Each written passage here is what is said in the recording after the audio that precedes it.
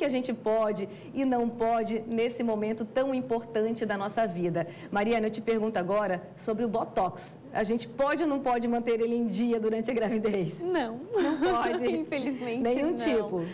Não tem como, porque não tem estudos, né, novamente, que comprovem a segurança dele para o bebê, para a gestante.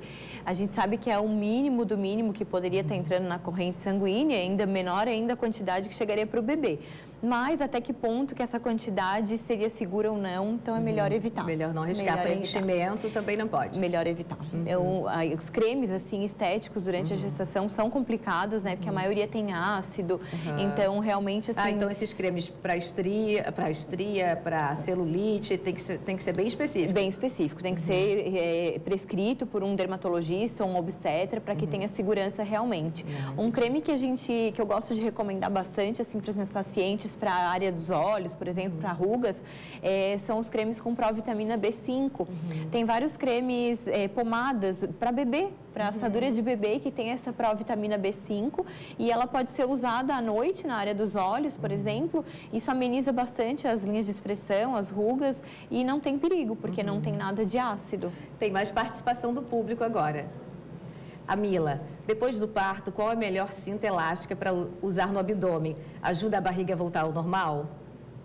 Ajuda porque fica mais apertadinho, né? Mas tem que sempre cuidar, principalmente se ela for uma cesariana, porque aquelas cintas podem bater bem em cima do corte. Então, de preferência que seja a calcinha cinta, que aí já vem desde lá de baixo e não faz aquela pressão específica ali na região da pelve da cicatriz. E a partir de quanto tempo depois do parto que a gente já pode colocar cinta? Porque a gente sabe que tem gente que já sai dá vontade da de maternidade já colocar, com a né? cinta já. Depende de cada obstetra, mas geralmente quando ganha o bebê, se ela não está com muita dor ou muito distendida, já pode colocar desde o início. Porque fica muito distendida, né? É desconfortável. Isso, para amamentar. Geralmente a gente consegue após tirar os pontos. Mas isso vai muito assim de obstetra, de paciente. Eu vou para minha terceira gestação, né, Flávia? Então eu já tive 2 cesáreas também. Eu nunca usei cinta, porque eu sempre achei que se eu usasse a cinta, eu deixaria de fazer a minha força de contratura normal do abdômen. E aí a gente coloca a cinta, relaxa o abdômen, tira a cinta, tá com flacidez. Muitas pacientes que conseguem se conscientizar de manter contraído o abdômen, de repente não precisam nem usar cinta, porque aí a musculatura, o tônus volta mais rápido do que às vezes usar cinta 24 horas por dia.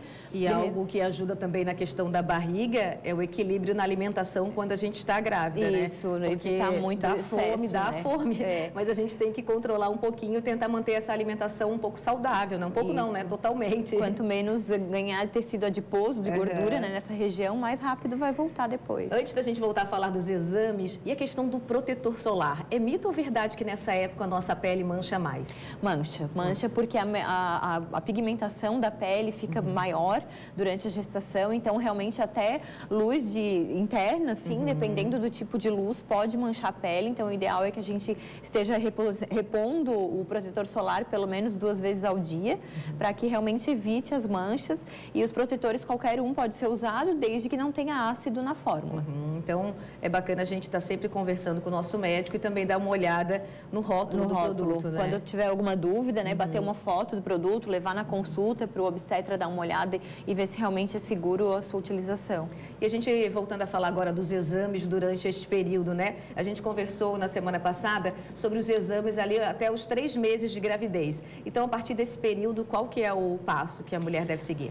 Um dos exames dessa próxima fase, que seria o 2º trimestre, que tem bastante fama, é o TTGO, que é aquele teste de tolerância à glicose, e que muitas pacientes já falam nele, já tem enjoo, assim, porque é um teste que a gente tem que tomar um suco doce, geralmente de limão, hoje em dia ainda bem que é gelado nos laboratórios, E aí toma esse suco e após 2 horas faz a retirada de novo da amostra de sangue para avaliar se o organismo deu conta daquela quantidade de açúcar. E esse exame ele é muito importante porque ele é exame diagnóstico de diabetes gestacional.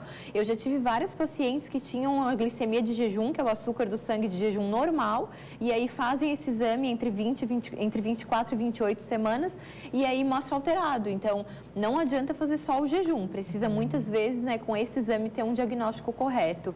E é importante. E a questão da ultrassom, são quantas durante esse período? Geralmente nós solicitamos pelo menos 3 ultrassons. O SUS cobre também as 3? Cobre, mas é mais difícil de conseguirmos ultrassom com Doppler, que é a ultrassom que avalia a circulação do útero para a placenta, né, a circulação do cordão umbilical, mas é importante que pelo menos um Doppler essa paciente esteja realizando para ver se a nutrição do bebê está adequada.